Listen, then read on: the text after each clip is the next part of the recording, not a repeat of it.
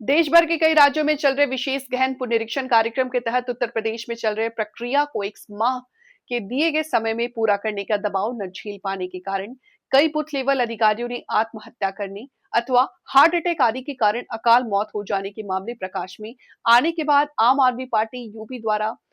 आज प्रदेश स्तर पर श्रद्धांजलि कार्यक्रम आयोजित किया, जिसके अंतर्गत आज आम आदमी पार्टी झांसी के कार्यकर्ताओं ने कचहरी चौराहा स्थित गांधी उद्यान में एसआईआर प्रक्रिया के दौरान अकाल मृत्यु को प्राप्त हो जाने वाले बूथ लेवल अधिकारियों को 2 मिनट का मौन धारण कर श्रद्धांजलि दी गई।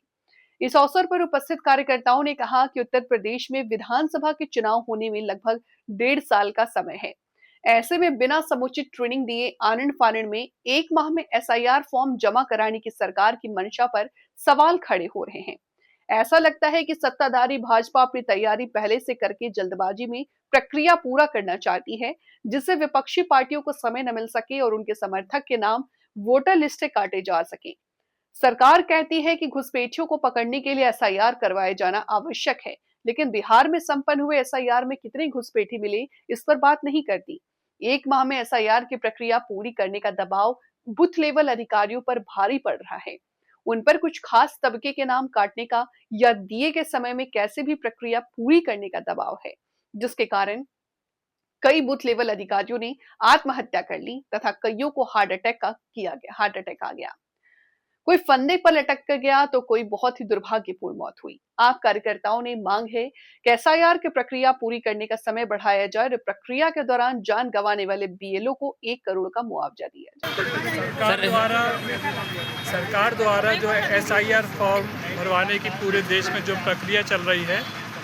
और इसके लिए जो जितने भी बीएलओ नियुक्त किए गए हैं, इन लोगों के ऊपर काम का प्रेशर इतना अधिक था कि सुनने में आ रहा है कि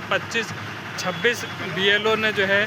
आत्महत्याएं कर ली हैं और इनमें से कुछ लोगों को हार्ट अटैक भी आ गया है। तो इनको जो लिस्ट बनाने के लिए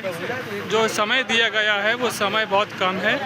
और हम सरकार से मांग करते हैं कि इन बीएलओ को एसआईआर फॉर्म भरवाने के लिए समय सीमा जो इनके लिए और बढ़ाई जाए, ताकि किसी के ऊपर इतना प्रेशर ना पड़े कि वो सुसाइड करने के लिए मजबूर हो। और जितने भी हमारे बीएलओ इस काम में लगे रहे जो शहीद हो गए हैं, हम अपनी पूरी आम आदमी पार्टी की तरफ से उन लोगों को विनम्र श्रद्धांजलि।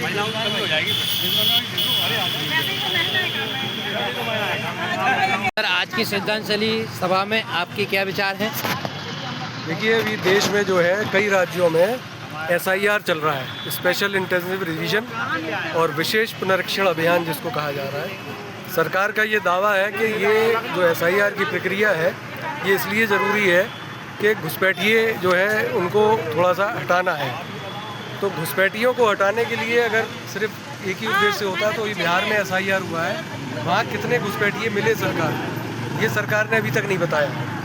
और एसआईआर होना चाहिए, पहले भी प्रक्रिया होती रही है, पूर्ववर्ती सरकारों में होती रही है, लेकिन उसको इस अफरा तफरी में करने की क्या ज़रूरत है, ये समझ से बाहर है। जिन राज्यों में चुनाव अभी 1.5 साल बाकी है, 2 साल बाकी है, यानी बहुत लंबा समय बाकी है, उसमें सिर्फ 1 महीने में ये प्रक्रिया पूरी करने की ऐसी क्या जल्दी थी? और उसमें क्यों नहीं है कितना टाइम दिया जा सकता है, या क्यों नहीं बीएलओ को अच्छी तरह से ट्रेन किया जा सकता है, ये बात समझ से बाहर है। हमने देखा कई ऐसी शिकायतें आई कि जिसमें बीएलओ को ये नहीं मालूम है कि जो एसआईआर के फॉर्म में जगह जगह कॉलम दिया गया है, जहाँ पे 2003 की जानकारी भरनी है, वहाँ पे बीएलओ लोगों को जो है बता नहीं पा रहे हैं कि कैसे 2003 की जानकारी निकाली जाए। कुछ बीएलओ ये कह रहे हैं कि जो आपकी आज की वर्तमान की जानकारी है वो भरवा दे रहे हैं बीएलओ, यानी बीएलओ को खुद नहीं मालूम है कि कहाँ पे क्या भरा जाना है। तो इस तरह की तमाम गलतियाँ हो रही हैं। इन गलतियों से परिणाम ये निकलेगा कि लोगों की जानकारी अगर गलत मान लीजिए भरती हैं और उसके आधार पे उनके नाम कट जाते हैं तो इसकी जिम्मेदारी कौन लेगा? इससे ये एक शक जाहिर होता है